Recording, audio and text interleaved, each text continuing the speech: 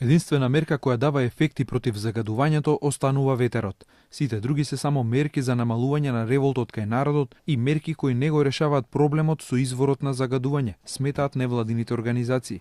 Намалување на сообраќајот преку добар јавен превоз, анализа и многукратно поголеми инвестиции во пренамена на загревањето на домовите преку драстично поголем буџет за мерки против загадувањето треба да бидат во фокусот на политичарите.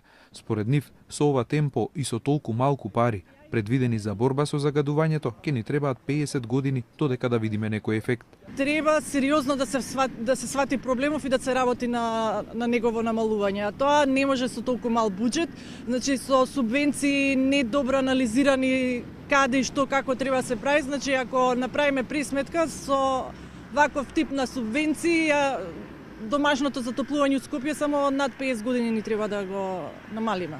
Значи ако си има некои податоци дека над 50.000 фамилии се греат, а ние даваме по 2000 за 2000 фамилии, да речеме, годишно субвенции, рачунајте за колку години тоа би се намалило.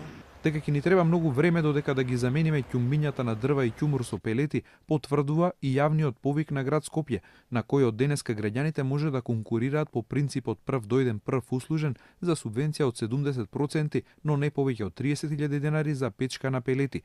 Но град Скопје за оваа мерка има предвидено 15 милиони денари, или според цената на печките на пелети, произлегува дека годишно по 500 до 600 домаќинства ќе ја користат оваа можност за пренамена на системот на загревање на домовите, кој се покажа како најголем загадувач.